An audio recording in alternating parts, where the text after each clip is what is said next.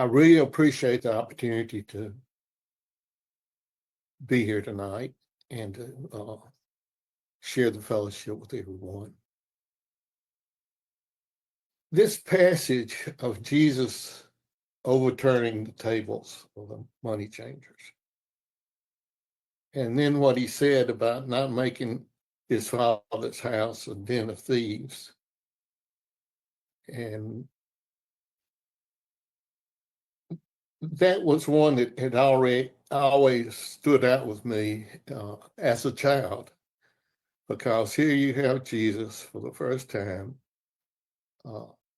taking physical action to drive the money changers out.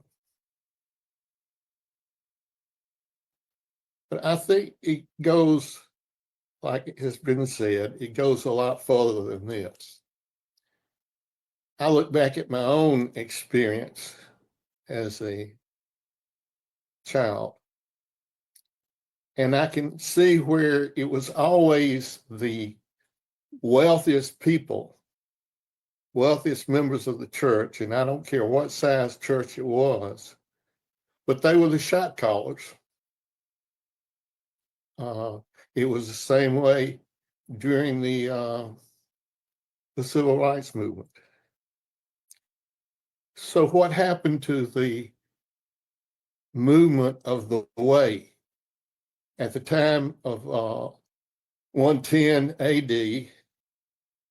there were approximately 24,000 Christians or followers of Jesus. You know, they had a census, they had to keep it. So, but then just 200 years later, there were 24 million.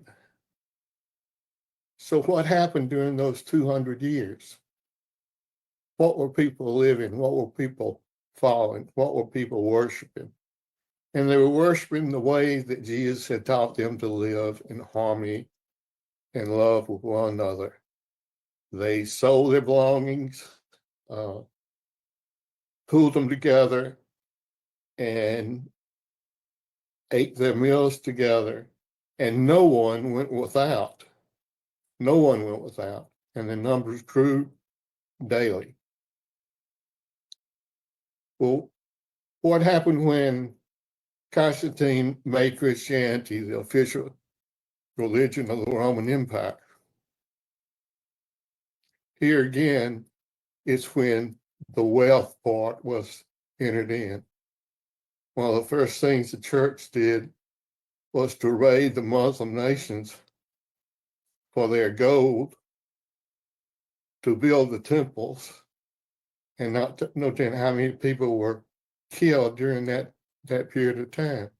And Christianity became nationalized. It was within each nation, but it was still centered around mostly this idea of wealth.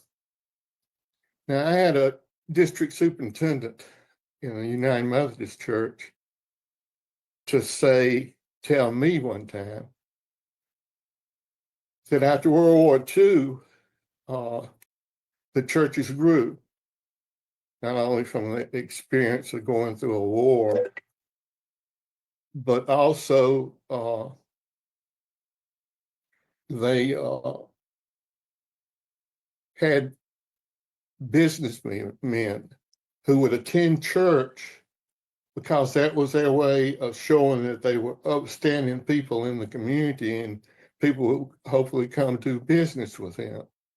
So their motive was wealth. It wasn't serving the poor. You know, it builds up this whole thing of Christian nationalism in what we're seeing today.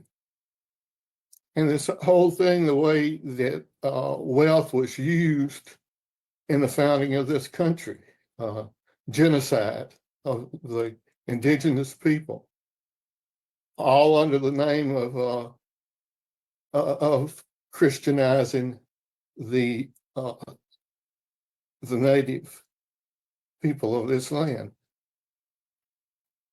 And it was so that they used their drive for wealth, for genocide, for slavery in this country.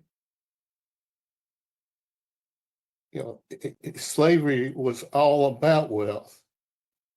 And we can go on up through the Jim Crow laws, the civil rights movement. We come on all the way up today. You see the thread in that? So this is what we're fighting, and I believe that Dan put it very, very well. But this is what it means, in my understanding, to worship wealth. In Matthew 6:24, it says, "No one can serve two masters, for a slave will either hate the one and love the other, or be devoted to the one and despise the other. You cannot serve God and wealth." Amen.